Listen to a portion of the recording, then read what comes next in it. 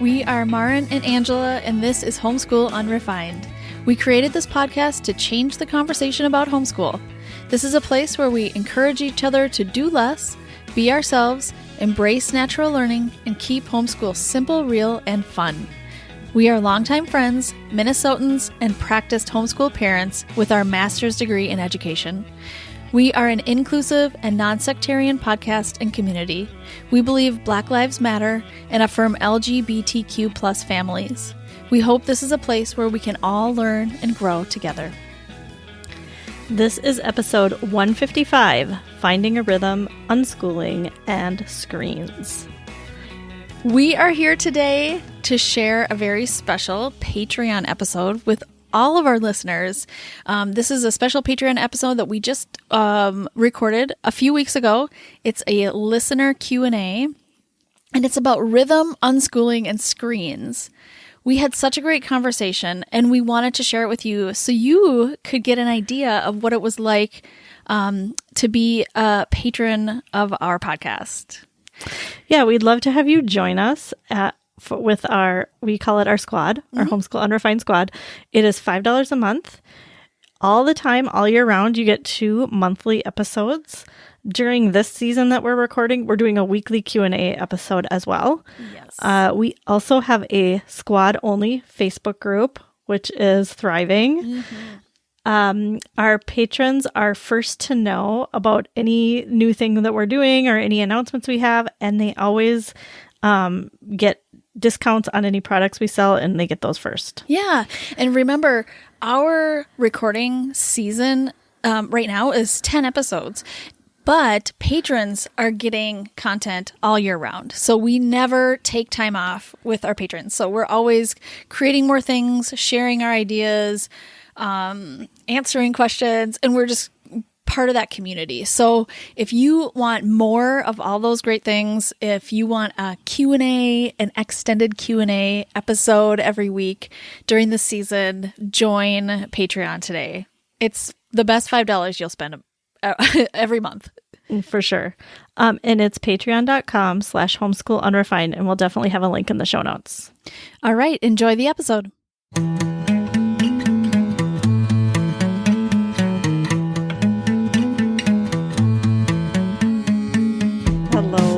Patrons. Hello, friends. We are back with another Q&A episode. Yeah, this is our third Q&A. Is it? Is it? Yeah, it's our third episode. Yep. I'm feeling good about these. Me too. I like them. I really like them too. Yeah. And yeah, I really like them. Like I said last time, maybe we should make these just episodes next time because they're such good questions. I agree. Yeah. I have so much to say about these things. I know. But you're all asking such good questions. So thank you so much. I feel like all these questions are like, I could have asked that same question too. I mean, I feel this is so universal. Yeah, so for sure. Good. Yeah. And this one is... sorry, go ahead. Sorry, I was just going to say, if you're new here, welcome, because we have some new people. So we're so glad you're here. Thanks for being here and supporting us. We hope you find this helpful. Yes. Do you want to read the question? Sure. I was going to just say this question is a really good extension of the episode that just came out today too. So if you haven't listened to that, go ahead. You don't have to listen to it ahead of this for sure. No.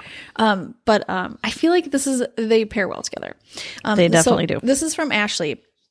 And she says, these are like several questions put together, but they're just they really work together. How do you find a rhythm in your day? I want to feel okay with doing less and just letting learning happen naturally, but I feel like public school stole the spark of love of learning from my 8-year-old who went to public school to kindergarten and first grade. How do I bring the spark back? Can I actually unschool? Like never plan anything and just always go with the flow and where the love for learning takes us? And lastly, tell me it's okay. Kids have been playing Rocket Royale and Roblox all day, every day, because I'm spending all my time on self-care. I also don't cook unless it's easy, like going in the air fryer. Is this just a season? Though? It's been a year. Mm-hmm. So, Ashley, I felt like your question like Maren said, is very universal. Probably could have been a lot of our questions. I think a lot of people can relate. And so that's why we picked it. Yeah. Or one of the reasons. So, and we realize you have a lot of questions in there. We're going to kind of just go through each one. Yes. And hopefully it like builds a story. So, yeah. Yeah. And we might. Okay. So here's the thing. I think we should I want to go through each question and make sure we address each one. Yeah. And also we might answer a few questions for sure together too, if that makes sense. Yes. But, all right. Okay. So how do you find a rhythm to your day? Yeah. You want to start, Angela? Sure. I'll start. Okay. So I know you have an 8-year-old. I don't know if you have other kids, if they're younger or older. For some reason, I'm assuming if you do, they're younger. And I want to say when my kids were around that age, our rhythm was built around a few things: meals, rest time, going outside. Yes. Maybe watching a show. So I feel like, those are the predictable things that happen every day. Yeah. And every day we're going to probably read aloud at that time. Yeah. Maybe not. Yeah. I mean, you could add that. Yeah. You can adjust this for whatever you do in your family, whatever's important to you. But, I know that breakfast is going to happen, lunch, probably a snack, dinner. We are doing rest time. Yeah. I for sure always did 100%. Rest time. And we have to go outside. Yeah. So like, depending on your age of your kids and your family or whatever, maybe you go outside in the morning, maybe you go outside in the afternoon. Your rest time's probably in the afternoon. I don't know how you want to work that, but then I would fill it in those in between times with maybe nothing. Maybe you do just let the learning happen naturally during those times and feel good about that you have some structure with meals, rest time, and going outside. Yeah. Yeah. Or maybe you plan one thing. Like Maren said, maybe you're like, you know what, I'm going to concentrate on read aloud. Or maybe this season we're going to do 2 apps and it's going to be every morning. Or maybe we're going to watch a science show together or something. Or maybe you don't. Like we talked about in the main episode, academic learning shouldn't be your priority right now. But if it helps you to get through your day, that's great. And, it sounds like that spark for learning isn't there right now. So maybe the academics, maybe that's what you're talking about. That academics can be kind of a trigger for kids who are, who have been like pushed academically for too much, or, too much. Yeah. So maybe the academics, or it shouldn't like feel like academics, like a science show is great, or the read aloud that's enjoyable. You can pair read aloud with a snack, or, I know, Julie Bogart does poetry tea time where there's some kind of treat or something, or, something enjoyable along with it is great. I have found too. But I agree. Like, I think at that age, my kids were doing mostly open-ended play.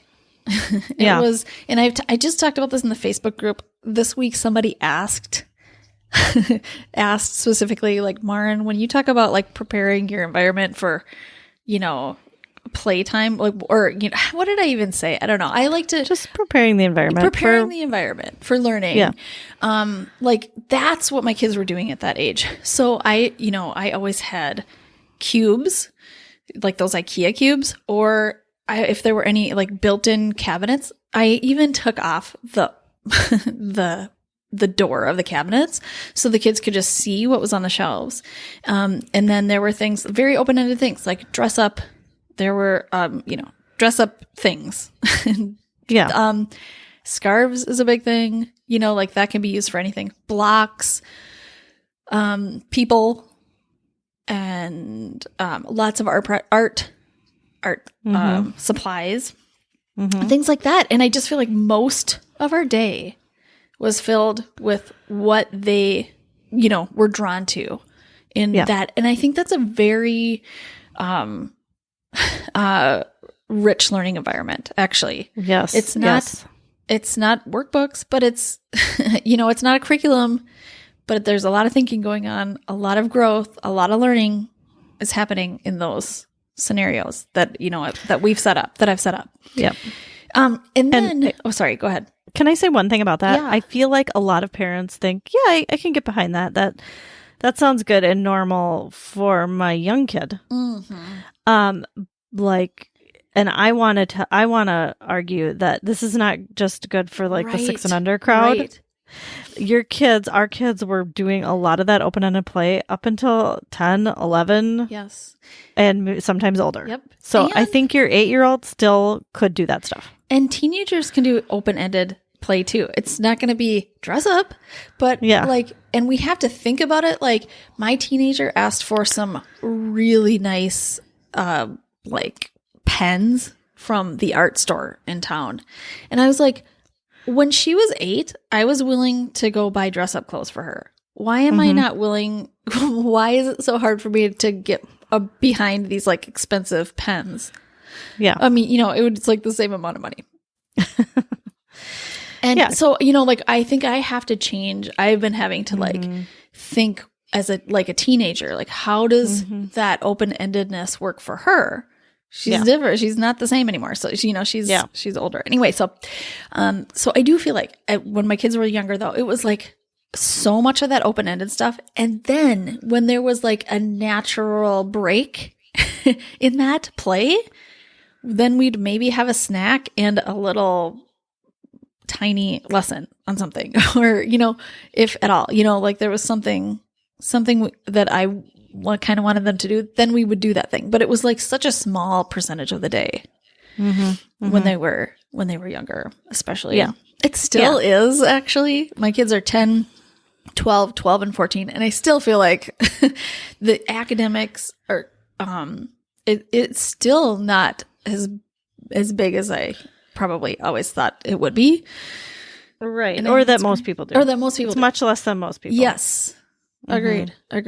So yeah, I agree though. A rhythm is based on, I think, like eating, coming together at the beginning. I do like to have our kids come together at the beginning of the day. And when I say beginning, now that my kids are older, that's like 9:30 or 10. When they were younger, it was like whatever, 8 or 9 or something. We'd have a little bit of read aloud time, and then we'd talk about something, and then that would be it. Yeah. I also wanted to say deschooling is really important. If your daughter's 8 and she went to public school in K1, I'm assuming she's 2nd grade this year, which means this might be her first year out of school. Right. And I think deschooling, which is the process of like shedding your public school or your traditional school expectations of yourself and your kids, I think is super important. And it sounds like she's trying to do that by playing her games. And that might be her deschooling right now. She's doing what she's enjoying. That is her job right now, is playing and kind of resetting. Yeah. It's also, like we talked about in the main episode, we're surviving a pandemic. This is a especially stressful time. I don't know what's going on in your family specifically, but I do know that she is feeling stress somehow. Like even if all you're doing is living in this world of COVID, she is feeling stress. And so she needs to play. And even if that is on the devices, that's okay. That's her job. That's how she's making sense of the world. I think it's okay to let that go. You and I have talked about how, if we were in charge of public schools right now, we would just have, counselors and games for the kids. Seriously. That's what they need right now. Stay tuned for next week. Get ready. Oh, yeah. Man. So that's what we probably all need right now is counselors and games. Yeah. And nature. Get outside, play some games. Yes. Go to therapy. Take care of yourselves. Everybody, especially right now, we want to teach our kids how to take care of themselves. We want them to see us taking care of ourselves. So if that means they're on their screens so you can take care of yourselves, they see that. And right now for them, they might be like, oh, great. I love it when mom takes care of herself because I get to be on the screen. But like, that's not where their mentality is going to stop there. It's going to become a very big picture later when they're older and they're like, oh yeah, my mom really took that self-care seriously. I need to do that too. Yes. You're not going to think that at 8. Did you see your mom take care of herself as a kid? I can't remember one time. I can't remember a time. Some ways. Okay. Yeah. I feel like my mom had some pretty good boundaries, actually. I mean, it's not like, I feel like, it's for the time. Yeah, for the time. I know. No shade to my mom, who was just doing the best she could. I know, right? Yeah. But I feel like, I feel like she worked so hard all the time. And I hope that my kids are seeing something different from their mom. I agree. So, yes, I want to say that about deschooling. Do you want to say something about unschooling, Lauren? Yeah. Unschooling. What do I want to say about unschooling? I think you can absolutely. The question is, can I unschool? Like, what did you say? Like, not never plan anything and always just go with the flow. Yes, you can do that. You can absolutely do that. The question is, why am I doing this? Is this just like we asked in the episode today about academics? It's really important to ask, why am I doing this? Either way. Why am I putting academics in there? Why am I taking them out? And so unschooling might be the best thing for you all. And it might just be a season. It doesn't mean when you say, I'm just going to unschool now, that doesn't mean you're just going to always be an unschooler. That's who you are now. That doesn't mean you don't do anything. It doesn't mean you don't do anything. No, it's just, that is true too. That is true too. And that's why I kind of don't like the labels. Because sometimes I'm like, am I an unschooler? I might be, but I don't need I don't know that I need that identity. Right. Anyway, so yes, you can unschool. And I think a lot of great things happen by unschooling. Yeah. I mean, I feel like, Ashley, as I'm just reading into your question, that this is your first year that she's home and we're in a pandemic. I mean, you have permission to not do anything academic. Absolutely. You have permission this year, next year, half of next year. I don't know. You have permission to not do any. She needs to deschool. You are living through a pandemic. And I know that probably feels weird to you because this might be the first year that you're homeschooling. So that probably feels like, I need to be doing more. Well, and then I think what happens too is you might be like, well, I'm going to deschool and then we'll do some unschooly things for a couple months. And then we're really going to get serious about this. But I feel like what happens sometimes if you put those, if you make that really rigid, I'm going to do this for 2 months or put it in a time frame like that. It's tricky because after 2 months, you might be like, I feel really bad, but I'm not ready to move on and do something different. And so, it's okay to have maybe some loose plans, but then also be okay with continuing to unschool. Yes. That might be just what you do from now on. That might be what you do. Not because of where you came from public schools, but just because that's how it works for your family best. Yeah. Yeah. That's totally great. I would suggest going to listen to our episode with Saira Siddiqui, who also is an unschooler. And so we have one regular episode with her in our regular podcast. And then it's from November. I just want to say November 2019. Okay. Yeah. Great. And then we also have one on Patreon that we released recently, a couple months ago, I think. Yeah, November 2020, maybe. Oh, yeah, probably. Yeah. Yeah. Yeah. And she's a great resource for unschooling. Yeah. But I mean, if what you mean is it okay if my kid is just playing video games all day because I'm doing self-care? I also just want you to know, self-care takes a long time. It does. It really does, especially right now. And you have young kids. And so, you need to take care of yourself. And if that's how you're doing it, I think that's totally fine. I think putting in some rhythm to your day, though, can make that feel better. We're going to do breakfast. Then you can play on your devices for a little bit. Then we're going to have a snack. And then we're going to watch a show. And then we're going to have lunch. And then, so it doesn't feel like it's just we wake up and everybody's on devices with no rhythm. And we talked a lot about screens last week with the Q&A last week about. Did we? I can't remember. Well, yes, we did. Yes, we did. When your kid's passion is screens. Yes. Yeah. which is very common right now. It's really common. And I think it's okay. And we, like we talked about last week, we don't want to focus on the restrictions. While we may have restrictions, that's not like the focus. The focus is like living a full life. So what else is there for them to do? We want to show our kids there's like a whole life out there to live, and they may still choose screens, you know, within our limits. And that's totally fine. And then there's lots of other good things out there. Yeah. Too. So yeah. we want them to know that. Right. Experience that. So yes, self-care good. What else? I'm trying to make sure that we answered everything. Is this just a season though? Oh. I mean, yeah, it's probably a season. But it might be a long season. It might be a long season. You are going to, like I said, you are going to look back and wonder how you got through this. And I'm so glad you're taking care of yourself and prioritizing that. I think that's really, really good for you and for modeling for your kids. Yeah, it's been a year. It's been a year. Yeah. It's been a year, and it's going to go on a little bit longer. It's going to be maybe 2 years of the air fryer. I'm just saying.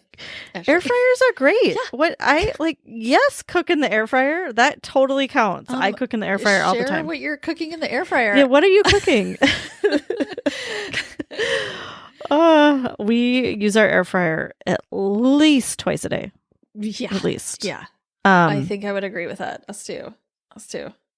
I mean, I think maybe the best purchase I've made, and I don't know if this has been an LTW, has been our toaster oven / air fryer. Oh, it's so awesome. Okay, so wait. Awesome. Toaster oven / air fryer. Yeah. Wait. So I need to look it up. I can't remember when I shared this. I think was it in an LTW Extra? It was like a deal. It was a super cheap. It's not even an expensive one, but got it at Target, and it has an air fryer function. It's just amazing. It's amazing. That is amazing. That is amazing. There are some things, and I should ask this in the Facebook group. What have you bought during the pandemic? Ask that. That has changed. I need to know that. Yeah. Okay, I'm writing that down. Pandemic purchase that has helped you through. Yep. Doing it. Yeah. Okay. So, Ashley, I hope you and everyone, I hope you feel better. I hope you have found permission to do what works for you. Mm-hmm. And you're a great parent. All of you are such great parents, and you are doing the best you can right now. You are doing, what is right for you and your family. And so please be gentle with yourself. Yep. Because you are also living through a pandemic, which in lots of stress. And yeah. And I have to say, this is another thing that I just want to, maybe this is a good way to close it. It's not so much what should I do or what should I not do? I feel like it's more, do you feel connected? Do you feel regulated? Does your child feel connected and regulated? And whatever that looks like to you, just keep doing that. And I know that you're probably wondering, but what is it that I need to do to make that happen? So hopefully our conversation helped so you feel more connected and more regulated.